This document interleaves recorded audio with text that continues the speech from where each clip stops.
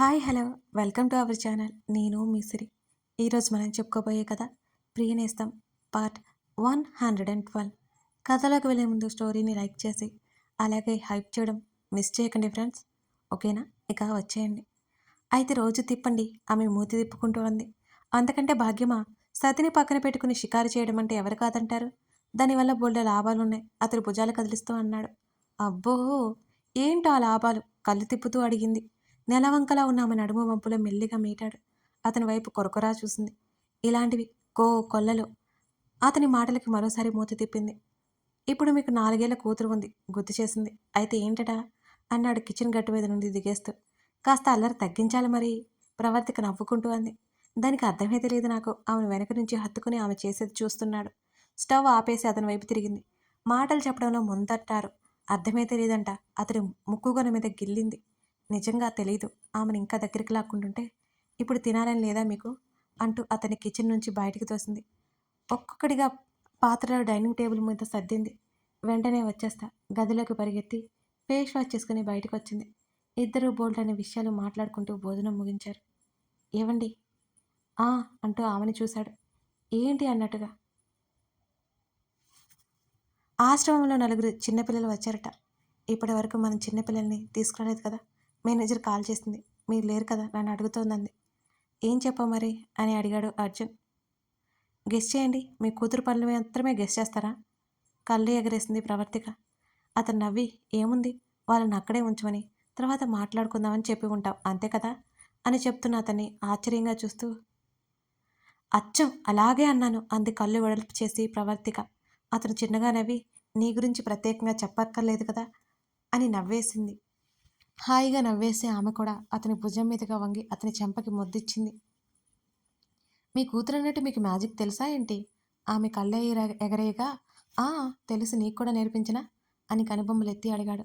నాకేం అక్కర్లేదులేండి. మూతి తిప్పగా అతను అందంగా నవ్వాడు. రక్ష కోసం తినడానికి రెడీ చేసిన ఫుడ్ అలా పక్కన పెట్టి బోర్ కొడుతుంటే పుస్తకం చదువుకుంటూ బయట వరండాలో కూర్చుంది. కాసేపటికి అర్జున్ కారు లోపలికి వచ్చింది. పుస్తకం పక్కన పెట్టి ఇద్దరి కోసం చూసింది. రక్షని ఎత్తుకుని వస్తున్నాడు అర్జున్. బ్యాగ్ అతడి చేతిలో ఉంది. అర్జున్ భుజం మీద వాలిపోయి కనిపించింది రక్ష. ఈయన మరీ గారం చేస్తున్నారు, నడవడం కూడా మర్చిపోయేలా ఉంది అనుకుని నవ్వుకుంది. దగ్గరికి వచ్చే కొద్దీ రక్ష ముఖం దిగులుగా కనిపించింది. ప్రవర్తిక ముఖంలో నవ్వు మాయమైపోయింది. ఏమైంది? ఎందుకలా ముఖం వేలాడ తీసుకుని వస్తున్నారు మీ ఇద్దరు? పైకి లేస్తూ ఎదురెళ్ళింది ప్రవర్తిక. ఏం లేదు, తెచ్చిపెట్టుకున్న నవ్వుతో అన్నాడు అర్జున్. ప్లీజ్ డాడీ, మమ్మీ కోప్పడుతుంది, చెప్పొద్దు అని అర్జున్ చెవిలో మెల్లిగా చెప్తోంది. ముగ్గురు లోపలికి నడిచారు. ప్రవర్తిక కిచెన్లోకి వెళ్ళి స్టవ్ మీద పాలు పెట్టింది. అర్జున్ రక్ష డ్రెస్ మార్చి ఫేస్ వాష్ చేసి తీసుకొచ్చాడు. రక్ష మోకాల దగ్గర బ్యాండేజ్ వేసింది. అది చూసి ప్రవర్తిక నిర్ఘాంతపోయింది. ఏమైందండి, ఈ దెబ్బలేంటి అని ఆతురుదాకా కూతురు దగ్గరికి పరిగెత్తి మోకాల మీద కూర్చుంది. చిన్న గాయం అన్నాడు సోఫాలో కూర్చుంటూ అర్జున్. అసలు దెబ్బ ఎలా తగిలింది? అసలు ఇది కుదురుగా ఉందా? మీరే దీన్ని చెడగొట్టారు. మాటంటే లెక్కలేదే అని ప్రవర్తిక దండకం చదువుతుంటే కంగారుగా దగ్గరికి తీసుకుంది కూతుర్ని. ఇద్దరు ఒక్కడంటే ఒక్క మాట కూడా మాట్లాడలేదు తండ్రి కూతుర్లో. ఏమైంది? ఏమైంది? ప్రవర్తిక బాదుకున్న ఎవరూ సమాధానం చెప్పలేదు. రక్ష తలదించుగా నిలబడి ఉంది.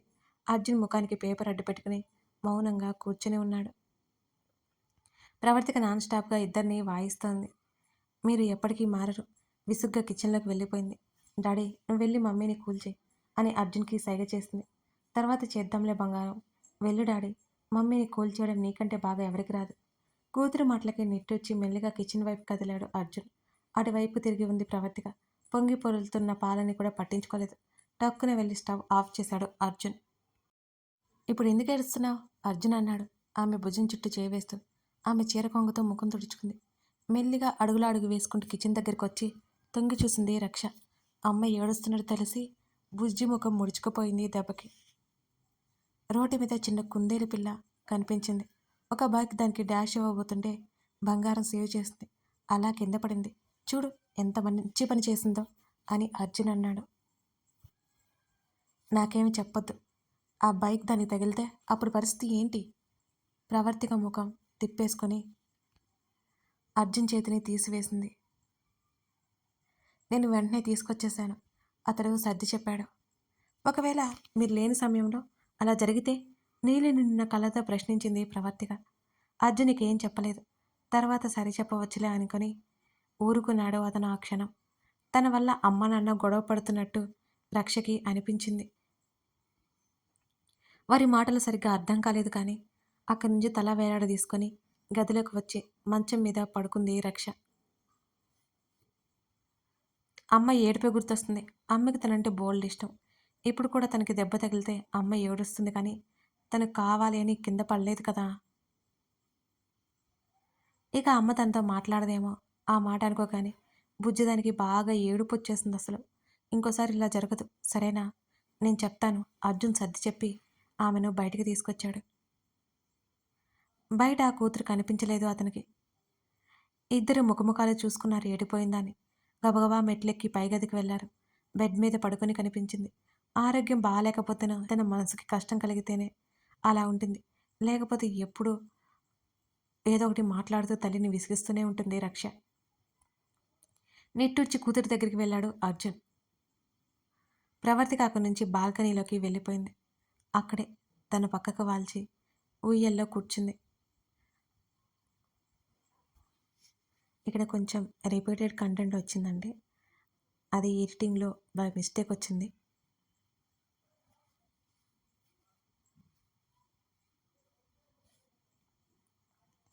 ప్రవర్తిక అక్కడి నుంచి బాల్కనీలోకి వెళ్ళిపోయి అక్కడే తల పక్కకి వాల్చి ఉయ్యల్లో కూర్చుంది. ఒక్కగానొక కూతురు, తమ ప్రాణాలు. ఏమైనా అయితే తామిద్దరం తట్టుకోలేం. చిచి, తనేంటి ఇలా ఆలోచిస్తుంది? ఏం కాదు ఏం కాదు, తన బంగారానికి ఏం కాదు. రక్ష చెప్పినట్టు వినదని పైకి బెట్టుగా ఉంటుంది కానీ తన చిన్నారి పాప అంటే ప్రాణం ప్రవర్తికవి. తన బుజ్జి పాపకి చిన్న హాని కలిగినా తను అసలు ఊరుకోలేదు. అలా కాలికి గాయం చూడగానే ఆమెకి ఎక్కలేని భయం వచ్చింది. అందుకే ఆ బాధలో ఆ భయంలో ఏదేదో అనేసింది. ఇప్పుడంటే తన భర్త ఉన్నాడు కాబట్టి ఏం కాలేదు. ఒకవేళ ఎవరూ లేనప్పుడు ఇలా జరిగితే ఎలా? బంగారం కూతుర్ని లేవదీసి కూర్చోబెట్టాడు అర్జున్. తండ్రిని చూడగానే దిగులుగా నేలకు తలవాల్చింది రక్ష. కూతుర్ని అలా చూడగానే అర్జున్ ముఖం వెలవెలాబోయింది. అసలు తట్టుకోలేకపోయాడు. తమ ప్రాణానికి ప్రతిరూపం, తన ప్రాణమైన వ్యక్తి అంశ తన కూతురని అతను నమ్ముతాడు. దిగాలుగా ఉన్న కూతుర్ని అమాంతం గుండెలకి హత్తుకున్నాడు అతను. ఏమైంది? బాగా నొప్పిగా ఉందా? కూతురు తల నిమురుతూ ఎంతో లాలనగా అడిగాడు అర్జున్. మమ్మీ మమ్మీ నాతో ఇక మాట్లాడదా? అలాగే తండ్రి మెడ కరుచుకుని అడిగింది బేలగా. ఆ చిన్నారి స్వరం అంత దీనంగా వినిపించగానే ఆ ఇద్దరి మనసు చివుక్కుమంది, కలుక్కుమంది. చచ, అలా ఏం లేదు. అలా ఎందుకు అనుకుంటున్నావు? రక్ష వెను నిమురుతూ ఉన్నాడు. తండ్రికి కాస్త దూరం జరిగింది. డాడీ చెప్పరా? కూతురి చెంప మీద చేయి వేసి కూతురికి కళ్ళల్లోకి చూశాడు అర్జున్. డాడీ, మమ్మీ మమ్మీ నా వల్లే ఏడుస్తుందా? మమ్మీకి బాగా కోపం వచ్చిందా? ఇక మమ్మీ నాతో మాట్లాడదా ఎప్పటికీ? ఇంకోసారి ఇలా చేయనని చెప్పు డాడీ అని ఈసారి ఆ చిన్నారి కళ్ళు నీళ్లను బయటికి పంపించాయి. ఇక దాచుకోలేక అతని మనసు కలుక్కుమంది. అదేం లేదురా, అదేం లేదు. అలా ఎందుకు అనుకుంటావు? అదేం లేదు. మమ్మీకి నువ్వంటే ఎంత ఇష్టమో తెలీదా నీకు? నీతో మాట్లాడకుండా అసలు ఉంటుందా? అయినా నా బంగారం ఇలా ఏడుస్తుందా? చిచి, బ్రేవ్ గర్ల్స్ ఇలా ఏడుస్తారా? షేమ్ షేమ్ షేమ్ అని కూతురు కళ్ళు తుడుస్తూ అన్నాడు అర్జున్. అయినా రక్ష ఏడవను అని చెప్పలేదు. అలాగే ఏడుస్తోంది. డాడీ అని తన చిట్టి చేతులతో తండ్రి చేతిని పట్టుకుంది. ఏంట్రా అని అడిగాడు అర్జున్. నేను మమ్మీకి సారీ చెప్తాను, నువ్వు కూడా రా. ఇంకోసారి నేను మమ్మీ మాట వినకుండా ఉండను అని గబగబా బెడ్ దిగింది రక్ష. రా డాడీ అని పిలిచింది. మమ్మీ బాల్కనీలో ఉంది మెల్లిగా చెప్పాడు అర్జున్. రక్ష మళ్ళీ తల నేలకు వాల్చింది. వెళ్ళు. కూతురు అర్థం చేసుకునే విధానానికి అతనికి ముచ్చటేసింది. నాలుగేళ్ళకి ఎంత పరిపక్వత! అతను మెచ్చుకోకుండా ఉండలేకపోతున్నాడు తన కూతుర్ని. అడుగులో అడుగు వేసుకుంటూ మెల్లిగా బాల్కనీలోకి వెళ్ళింది. కూతుర్ని చూసినా చూడనట్టే బయటకు చూస్తుంది రక్ష. ప్రవర్తిక. మమ్మీ! ప్రవర్తిక తన్ని చూడలేదేమోనని పిలిచింది రక్ష. ప్రవర్తిక తల తిప్పి చూసింది కూతురు వైపు. రక్ష చెవులు పట్టుకుంది. సారీ మమ్మీ, ఇంకోసారి నువ్వు వద్దన్నది ఏది చేయను, నీ మాటే వింటాను. ఒక్కొక్క ముక్క చాలా జాగ్రత్తగా చెప్పింది. ఎందుకో కూతురి మీద కోపం చూపించలేకపోయింది ప్రవర్తిక. ప్రవర్తిక చేతులు చాపింది. అమాంతం వెళ్ళి తన్నే హత్తుకుంది. రక్ష ముఖం నిండా ముద్దులు పెట్టుకుంది. గుండెలకి హత్తుకుంది ప్రవర్తిక. నిన్ను చూడకుండా, మాట్లాడకుండా క్షణం కూడా ఉండలేను. నీ మీద కోపంగా ఉంటానా అని మనసులోనే అనుకుని కన్నీళ్లు మౌనంగా బయటికి పంపించింది ప్రవర్తిక. మమ్మీ తనతో మాట్లాడినందుకు బుజ్జిదాని హృదయం సంతోషంతో పట్టలేకపోయింది. ఆ విషయం వెంటనే తన డాడీకి చెప్పాలనిపిస్తోంది. మమ్మీ నాతో మాట్లాడతావా అని కళ్ళెత్తి చూస్తూ అడిగింది. నిలువుగా తలూపింది ప్రవర్తిక. థ్యాంక్ యూ మమ్మీ అని తల్లి బుగ్గ మీద ముద్దు పెట్టుకుంది. ఏమాత్రం కల్మషం లేని నవ్వులు చిందించింది. బాల్కనీ డోర్కి ఆనుకుని చేతులే కట్టుకుని వాళ్ళనే చూస్తున్నాడు అర్జున్. తండ్రి వైపు 2 క్షణాలు చూసింది. అతడి వైపు ప్రవర్తిక అలాగే చూస్తుంది. తల్లి వడిలో నుంచి దిగి పరిగెత్తి తండ్రిని చుట్టేసింది. కూతుర్ని ఎత్తుకుని అక్కడి నుంచి వెళ్ళిపోయాడు. తన భర్త కోపం వచ్చిందని ప్రవర్తికకి అర్థమైపోయింది. వారు వెనకే బయటకు వచ్చింది. మెట్లు దిగుతూ వాళ్ళనే చూసింది. అర్జున్ చాక్లెట్ వేపర్ తీసిచ్చాడు. తండ్రి బుగ్గకి ముద్దు పెట్టి అది తీసుకుంది. ప్రవర్తిక సరాసరి కిచెన్లోకి వెళ్ళింది. రక్ష కోసం పాలు చల్లారపెట్టి అర్జున్కి మళ్ళీ పాలు వేడి చేసి కాఫీ కలిపింది. ముగ్గురి కోసం తీసుకొచ్చి టేబుల్ మీద పెట్టింది. అర్జున్కి కాఫీ అందిస్తుంటే ఆమెను చూడకుండానే తీసుకున్నాడు అతను. రక్షకి పాల గ్లాస్ అందించింది. పాలు చూడగానే రక్ష ముఖం వికారంగా అయిపోయింది. కానీ మళ్ళీ అమ్మకి కోపం వస్తుందేమోనని పాలు తీసుకుని గడగడా వాటిని తాగేసింది మాట్లాడకుండా. కూతుర్ని అలా చూడగానే ఇద్దరికీ జాలేసింది. పాల దగ్గర ఎంత హఠం చేస్తుంది, ఇప్పుడు చప్పుడు చేయకుండా తాగుతోంది అనుకున్నారు ఆ ఇద్దరు. ప్రవర్తికని కాల్ చేసేలా చూశాడు అర్జున్. ప్రవర్తిక కళ్ళు దించుకుంది. ప్రవర్తిక నేను తనతో తాతతో ఆడుకుంటాను తోటమాల గురించి చెప్తూ తల్లిదండ్రులను చూసింది రక్ష. అర్జున్ ఏం మాట్లాడలేదు. ప్రవర్తిక వెళ్ళమన్నట్టు తల ఊపింది. డాడీ వెళ్ళొద్దా మళ్ళీ తండ్రిని కూడా అడిగింది. కూతురు వైపు చూసి నవ్వుతూ వెళ్ళన్నాడు తల నిమురుతూ. రక్ష సంతోషంగా నవ్వుతూ తల ఊపింది. అడ్డుకోవద్దు, ఆడుకోవద్దు, కానీ మామూలుగా మాట్లాడరా సరేనా, లేకపోతే కాలు నొప్పి వస్తుంది అన్నాడు అర్జున్. రక్ష సరే అని చెప్పి బయటికి వెళ్ళిపోయింది నడుచుకుంటూ. అర్జున్ కాఫీ కప్పు ఖాళీ చేసి అక్కడ పెట్టేశాడు. అతన్నే చూస్తూ కాఫీ తాగుతుంది మెల్లిగా. అతడు ఎంతకీ తన వైపుకు చూడకుండా ఫోన్లోకి చూడడంతో ప్రవర్తికకి అసలు విషయం ఏంటో అర్థమైంది. భర్తని బుజ్జగించాల్సిన సమయం అని వెళ్ళి అతని పక్కన కూర్చుంది. అతని చేతిని పట్టుకుంది. అర్జున్ చేతిని లాగేసుకున్నాడు అర్జున్. అతని చేతిని గట్టిగా చుట్టేసింది. అతని భుజం మీద తలవాల్చింది. మీ కూతుర్ని ఏడిపించడం తప్పే ప్రవర్తిక చెబుతుంటే అర్జున్ ఆమె చేతిని తీసేశాడు. నాకు ఒక్కడికే కూతురు కాదు నీకు కూడా అని కోపంగా అన్నాడు అతను. బుద్ధి తక్కువై అన్నానులేండి అని లెంపలు వేసుకుంది ప్రవర్తిక. అర్జున్ ఏం మాట్లాడలేదు. క్షమించండి మహాప్రభు, తప్పైపోయింది అని అతడి చేతి వేల మధ్య తన చేతి వేలి దూర్చి మెల్లిగా అడిగింది ప్రవర్తిక. ఇంకోసారి మీ అమ్మాయి గారి మీద కోపడంలే. మరొక చెయ్యి అతని నడుము చుట్టూ వేసింది. మీ కోపం తగ్గదా అయితే? అతను మాట్లాడలేదు ఆమె అడుగుతుంటే. నేనేం ఊరికే కోప్పలేదు. దానికి దెబ్బ తగలగానే నాకెంత భయం వేసింది. అంతేగాని కావాలని ఏం కాదు. కాస్త గట్టిగా ఉంటే కదా అది జాగ్రత్తగా ఉంటుందని. దాన్ని ఏడిపించాలని నాకేమైనా సరదానా? చివరి మాటలో ప్రవర్తిక గొంతు చీరబోయింది. అతని చేతిలో ఉన్న ఆమె అతని చేతుల మధ్య చిక్కుకుపోయింది. అతని ఛాతీ మీద తలవాల్చింది. మెల్లిగా అతని ఒడిలోకి తలపెట్టుకుని పడుకుంది ప్రవర్తిక. కాస్త తల కిందకు వంచి ఆమె కణత మీద ముద్దు పెట్టుకున్నాడు అర్జున్. ఇంకోసారి ఏడిపించావు అంటే ఊరుకోను. పనిలో పని ఆమె బుగ్గ మీద కొరికి వదిలేశాడు అర్జున్. అబ్బా! ప్రవర్తికకు చుర్రుమండంతో అప్రయత్నంగా అరిచి చేయి పెట్టుకుంది బుగ్గ మీద. అర్థమైందా అని అన్నాడు ముద్దు ఇస్తూ. ఈసారి అయిందిలే. ప్రవర్తిక మూతి తిప్పుకుంది. అంతలోనే అర్జున్ స్వరం మారింది.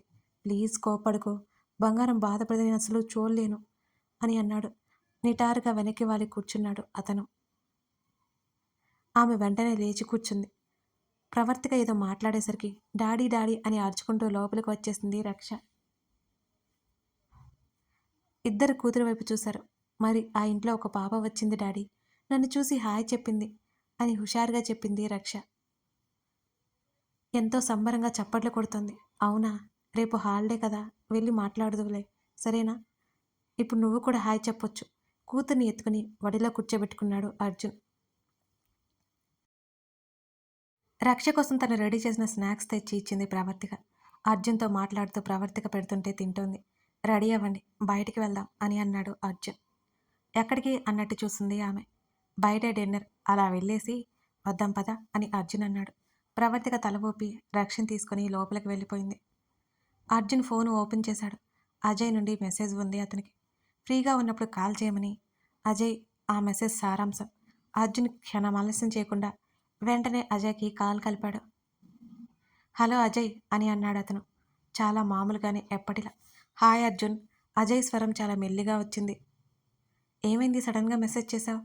ఎనీథింగ్ సీరియస్ అని అర్జున్ అడిగాడు. అజయ్కి విషయం చెప్పడానికి ఇబ్బంది అయిపోయింది. చెప్పాలా వద్దన్నట్టు ఆలోచించాడు. చిన్న హెల్ప్ కావాలి అర్జున్. అజయ్ గొంతుకి ఏదో అడ్డుపడ్డట్టు చాలా దిగులుగా అనిపించింది అర్జున్కి. ఏమైంది? ఏంటి ఆ హెల్ప్? పర్వాలేదు చెప్పు. ఎవ్రీథింగ్ ఓకే అని అడిగాడు అర్జున్. ఓకే అంటే కాదు అని చెప్పాలి అర్జున్ అని క్షణకాలం మౌనం వహించాడు అజయ్. మళ్ళీ అతనే కొనసాగిస్తూ మాకు 2 ఏళ్ల పాప ఉంది, నీకు తెలుసు కదా అని అడిగాడు. Heart problem. ఆ మాట వినగానే ఒక క్షణం మతిపోయినట్టు అనిపించింది అర్జున్కి. ఏమైంది క్లారిటీగా చెప్పు నాకు. అర్జున్ గొంతులో ఆతురత ఉంది. అజయ్ చెప్పడం కొనసాగించాడు. అవును అర్జున్, నా పాపకి హార్ట్ ప్రాబ్లం. రాగిని చాలా భయపడుతోంది. త్వరగా సర్జరీ స్టార్ట్ చేయాలని డాక్టర్స్ చెప్పారు. మెడిసిన్స్కి సెట్ అయ్యేలా లేదు. మాకు చాలా భయంగా ఉంది. మేము ఢిల్లీ నుంచి హైదరాబాద్ వస్తున్నాం. మీ వైఫ్కి కూడా ఒకప్పుడు ఇలాగే జరిగిందని తెలిసింది. బెస్ట్ హాస్పిటల్లో చూడాలి. పాపకి ఏం కాకూడదు. మాకు టైం లేదు. అంతేకాకుండా మాకు ఆ విషయాలు ఏమీ తెలియవు. అక్కడ డాక్టర్స్ హైదరాబాద్లో ఒక హాస్పిటల్ సజెస్ట్ చేశారు. కానీ సెకండ్ ఒపీనియన్ కూడా తీసుకుంటే మంచిది కదా నాకు అనిపించింది. అక్కడ మా అత్తయ్య ఉంటుంది అని రాగిని అక్కడికే రావాలని గొడవ చేస్తోంది అర్జున్. మీ సాయం మాకు కావాలి అని అన్నాడు అజయ్. అలాగే తప్పకుండా మీరు త్వరగా బయలుదేరండి. నాకు ఇక్కడ ఒక హాస్పిటల్ తెలుసు. మీరేం కంగారు పడకండి. ఇంతకీ ఎప్పుడొస్తున్నారు? అజయ్కి ధైర్యం చెబుతూ అన్నాడు అర్జున్. మరో 2 నెలల్లో ఆపరేషన్ చేయించాలి. మేము ఇంకొక వారంలో బయలుదేరతాము. ఈలోపు నువ్వు కాస్త చూడు. అజయ్ మాటల్లో ఇబ్బంది స్పష్టంగా తెలుస్తోంది అర్జున్కి. అలాగే, నేను నీకు రేపటిలోగా అన్ని డీటెయిల్స్ షేర్ చేస్తాను అని అన్నాడు అర్జున్ భరోసాగా. థ్యాంక్స్ చెప్పాడు అజయ్.